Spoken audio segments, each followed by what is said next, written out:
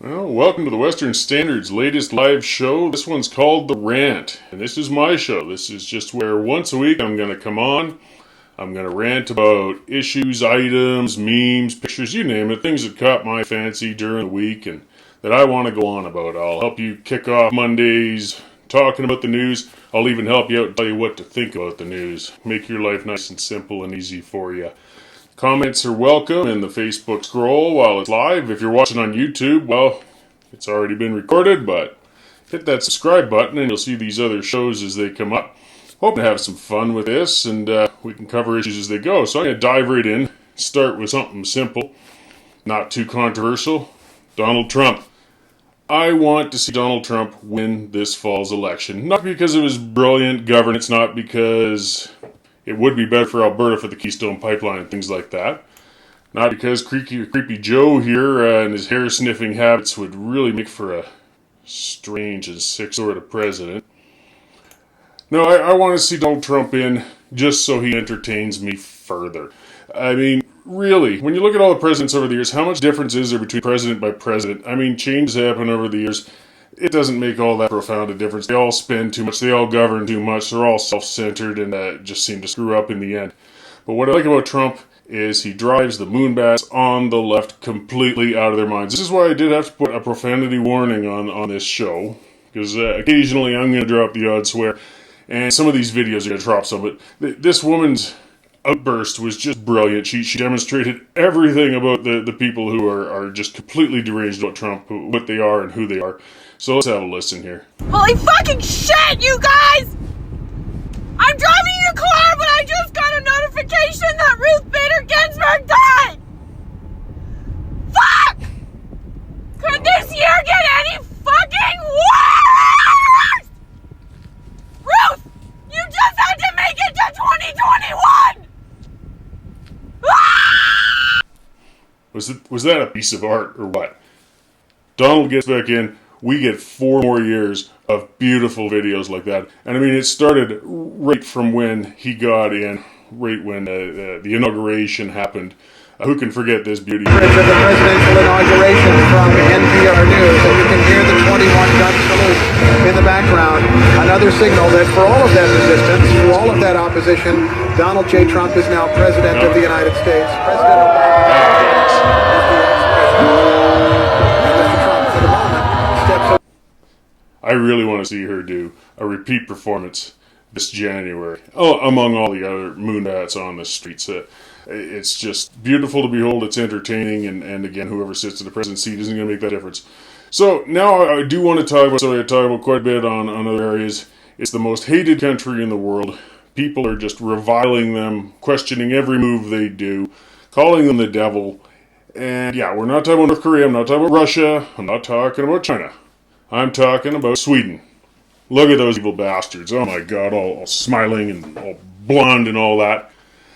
It's absurd, but they really are public enemy number one as far as the establishment world goes out there. And the reason for it is Sweden, besides the annoying IKEA assembly issues they've given us, is they went and dared to buck the trend. They refused to lock down last spring when the plague came about. They refused to legislate masks. They had kids stay in school. They had people going to restaurants all the way through the entire thing. People went bananas. Oh my God, Sweden, they're going to kill people in the hundreds of thousands. It didn't happen. Now, Sweden did screw up. They put infected people into their senior centers. They had a lot of deaths to start out with. People say, well, look at Norway where they're way below Sweden. Okay, but look at Belgium. They were way worse than Sweden. Quebec was worse than Sweden if we're going to look at the numbers with deaths. And now, Sweden's deaths have stopped. Yet rather than looking at saying, what might they have done right, people are still trying to make excuses. They're crapping on Sweden. Sweden was wrong. They killed too many people. I don't care anymore about that early part of the curve you could see over there. It doesn't matter anymore. They're not doing whatever it was that led to that, which actually all of us were doing, was exposing our vulnerable to the virus. And what it is showing, though, is the death stopped. If Sweden's lack of lockdown, if the lack of mask legislation were the worst thing to do, they should be the worst on the planet. The deaths should still be raging. The curve should not look like that. Yet here we go. people saying, oh, but they're different. They wore masks all on their own, and they stayed, away, and they social distanced on their own. No, they didn't, actually. They used some common sense, like a lot of people do. I'm sure sick people stayed home. They avoided infected people. Some people chose to wear masks. But if you look, this is a recent picture from Sweden. They were outside enjoying the weather, socializing, having a good time. They still got their hair cut. They did ban large gatherings of like 50 or more people, but otherwise they went on with their lives. And they're concerned about things. They certainly had hospital issues. They treated people how they could, but they didn't put their entire world on hold for this virus, and it seems to have paid off. Now, when we look at this curve of Sweden's deaths per day next to New York State or the UK, both of whom, again, tried locking down far more legislation than Sweden. And look at that. They're ending and coming into a zero death at the exact same time as Sweden. Now, what this enrages people who jumped into the lockdown mantra is the reason they're pissed off is because as a control group, Sweden has exposed that really it seems that no matter what we do, it doesn't make a damn difference. This virus has to run its course, and once it's run its course, the deaths stop. And we're seeing that pretty much everywhere in the developed world. We're seeing infections going up and down a bit, but the deaths are down, and in the end, the deaths are really all that matter. So let's look local. Let's look at their overall curve. There's Canada on top, and you're looking back into April and May when infections were high, and now currently all the way through summer down next to nothing. Sweden below. We locked down. We mandated masks. We shut down our schools. We shut down hair salons. Our curves look the same. Our efforts really didn't make a damn difference. Rather than crapping on Sweden, we should be thanking them for proving that out. At least, they took a chance. I mean, yeah, they gambled. It could have been a disaster. They could have lost a quarter of their population. It's not happening. Here's the projections we had in Alberta. This is all the stuff they were putting out. This chart is based on the crap that came out back in April when they were out to try and scare us into locking ourselves up. Oh, and they were predicting as many as 30,000 people dead. Now look at that probable scenario, best case scenario. Down at the bottom, we have what really happened.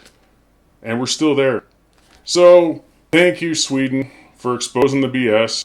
And let's keep looking at things. Let's not light our hair on fire because some infections went up. All that matters, did you die? Did you die? I got shot. But did you die? Ciao. Yes, that is all that matters in the end, Mr. Chow. Did you die?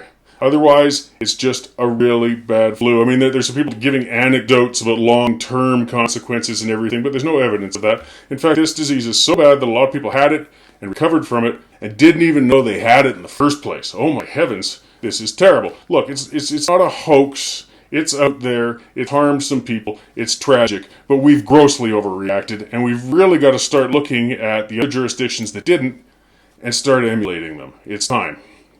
Now, let's get on to some more domestic stuff and a little more fun. Jeremy Farkas announced he's going to run for mayor, finally. So we've got a good libertarian conservative option, going to give Nenshi a run for the money. He's done it a year in advance. And this is how Jeremy displaced Brian Pincott before, who was an established councillor in his ward. It's hard to knock an incumbent off. Farkas came along, started door knocking years before the election. He went out and pounded the pavement and started selling his campaign as an individual working, finish work, go out after work, knock on some doors, get some friends, knock on some doors. Well, now he started his campaign a year in advance to unseat Nenshi and become the new mayor. And as you can see from Nenshi in the background, he's just not impressed with Jeremy. He never has. I'll blow it up, though. He's a little out of focus. There's a better shot of Nenshi upon hearing that Jeremy's going to run. And quotes are, he's very, very disappointed. Jeremy's saying he's going to run. He's going to be libertarian, open. He's going to clean up the government. He's also saying that he plans, with any luck, he'll be a groundbreaker. He'll be the first openly LGBTQ mayor that Calgary has had. Interesting the way he put that. Not sure what he's getting at. And then some of the things that Nenshi's doing these days, he's been supportive of Black Lives Matter and that trend, that virtue signaling, and he's supportive of defunding the police, of course, and that's the big trend. Let's defund the police. Blindly just do some cutting. That's what they're talking about. People talk in circles, oh no, it's more nuanced, we want to change the culture. No, listen to those protesters, look at them on the streets, look at them rioting, look at them freaking out, look at the stuff that Black Lives Matter, which is a terribly extreme and dangerous group, puts out there.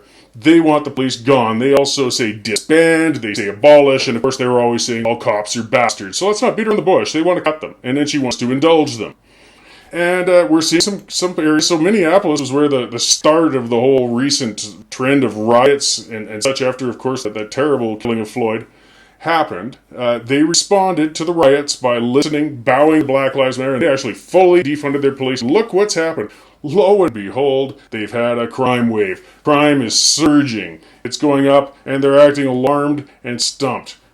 They didn't see this coming? Really? I mean, talk about the tail wagging the dog. Every other person shakes their damn head when you're seeing crime waves going up, and somebody says, well, what we should do is defund the police. Now, there's room to reform and fix the police, but defunding them, I'm sorry, is just fucking stupid. And this is the scene. This was Minneapolis not long before they decided to defund the police. So these councilors looked at this. I don't know where these city councilors in North America come from. They looked at these kinds of scenes, places being burned to the ground, looting, shootings, all that good stuff, and thought, we should cut the police. That'll calm them down. That'll work. Didn't work. It's not going to work in Calgary. Let's hope that we keep our funding at least at the proper levels, and we can re-examine our spending on everything next year, because we're spending way too much on pretty much everything, but not do some knee-jerk police defunding based on ideology, as Nietzsche and Black Lives Matter wants to do. And this.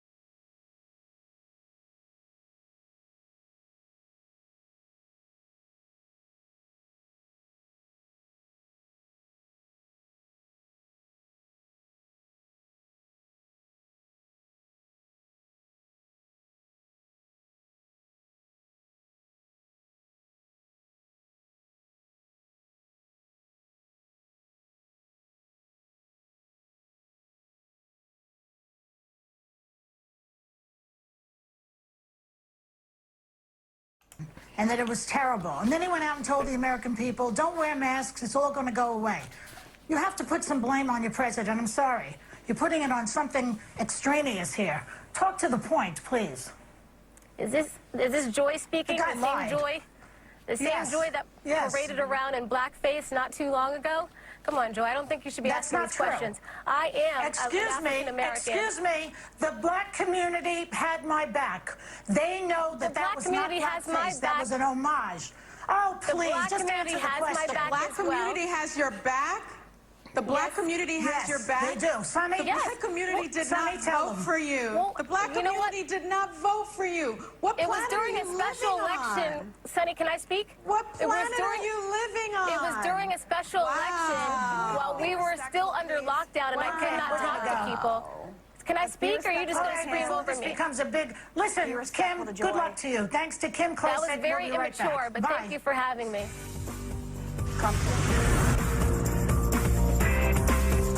Okay, I'm guessing I'm looking at the thing below. You should be able to hear me now. I just set up my scene wrong for that before, so unfortunately I wasn't able to give the context on that, but thankful I finally got people to comment on here and they couldn't hear my sound, so that's fine. I'll give a little bit of that background of what happened there, though. That person who was on there getting swarmed by that gaggle of harpies on The View, which is that crazed morning woman's show of left-wing middle-class hens. Her name is Kim Klacik, and she actually is running as a Republican congressperson in Baltimore, and she put a viral video walking down the streets and taking a really hard hit at the state of affairs in Baltimore with crime, garbage, graffiti, other such things like that. And of course it's really scared the Democrat establishment, because Baltimore has been a pretty standard Democrat city. And you can tell Democrat cities because, of course, like Baltimore and Detroit and Chicago, they are all overrun with crime and shootings and problems from within them. So she went on there and got tired of being swarmed by that gang and shot back at Joy Behar, that host there, because Joy had, she didn't want to be lectured by a woman who had her own blackface scandal. She would have gone out partying in blackface some years ago. There it is. And she said that's not true. Well, no, there's the BS meter. It's very true. She said she's paying homage to black people. I don't know. I don't think these people back then were really trying to insult black people or so on. But Quit bullshitting us, okay? It's unacceptable today. You guys tear conservatives to pieces. You say their career should be ruined at anything even slightly like that, yet we give a pass to progressives when they have their blackface on. So you know what? At the very least, Joy, you have lost your ability to talk down to black guests when you pulled stunts like that. And your tantrum and you're cutting her off at the end of that did not do you any favor. So you've set off the bullshit meter, Joy. I doubt Kim will ever come on your show. I doubt you'll invite her, but it was a beautiful exposure of what you guys are about. And in Canada, yes, we're not above that. Here's Trudeau paying homage to the Indian community. Boy, what a pride and joy for Canada. Yet, that, another blackface incident, and, well, lo and behold, he got reelected. So they overlooked that in Justin's case. They overlooked it in Joy's case, but boy, if it was somebody even a little bit close to right of center, that's a career killer. Nobody contemporarily is going to be dressing in blackface, except for this guy. I had to get this picture because it's just beautiful. Just so many levels of weirdness. I don't know whatever happened to this guy. He showed up in the early parts of those black riots in Toronto. It's that crazed shit-eating grin he had throughout. I can't stop staring at it. And then it's just this bizarro picture. So the police officer holding him, I don't know. He just, when we're talking about a militarized, vicious, rough police, I see this kind of soft-looking gentleman in his shorts holding on to this weirdo smiling with blackface on and sweatpants. I don't know, it just sends me into a bizarro mood for the evening, gives me more stuff to think and rant about, but it doesn't look like vicious, violent police, and the other guy, well, he probably won't be able to run for politics unless he joins the Liberals. So I'm just going to finish this rant out this week, though, with the chode of the week, and that's Emmett Macfarlane. And by the way, I will be naming somebody to this high award every week as I do these things. Emmett Macfarlane is a political science professor at University of Waterloo, a nice Canadian person to be proud of these days, like Justin. So he tweets out after Ginsburg's death that we should burn Congress down before letting Trump try to appoint anybody to the Supreme Court of the United States. You know, talk about inciting violence. And now he's backtracking. I wasn't trying to incite anything. I was just chatting. Dude, you told him to burn Congress down. You're trying to start a civil war or threaten one to keep the president from using what are his constitutionally given powers, whether you like what he may do or may not do. And you've embarrassed our country. He's put his account onto private, but he also fired out a few petulant, whining tweets about it's right-wing activists are targeting him now, and they're chased him underground. No, you fool. You stepped in it. You made a fool of yourself. You embarrassed Canada. You put out something very dangerous and irresponsible on Twitter, and you are now being pilloried for it, rightly so. I'm not of the cancel culture. You should. There's a reason for tenure. You guys should be able to put out controversial things and still maintain your role in those universities. Keep that in mind, though, when you're busy canceling every prof like we have in Mount Royal with one, in Calgary, and a number of others. If they come out conservatively, everybody's screaming, have them fired. Well, tenure works both ways, guys. It's protecting your ass. Remember it when it's protecting a conservative's ass later. So that's what I've got for this week. By all means, though, let me know if you have somebody else for a chode of the week. If you're watching this on YouTube, subscribe at the bottom with the Western Standard. Follow that Facebook page. Subscribe to the Western Standard online. It helps us keep going, making content. This Wednesday, we're going to be doing another show live. It'll be Derek and probably Dave Naylor. We'll be on covering the news events. It'll be a little more calm than with my ranting in this sort of format. But we'll keep doing things to keep news interesting, exciting, and important, because the mainstream media is feeding us nothing but crap these days. So thanks for tuning in on my maiden episode, and yes, I'm more than welcome to feedback, positive, negative, or any other kind, and we'll see what we can put together for a show next week. Thanks.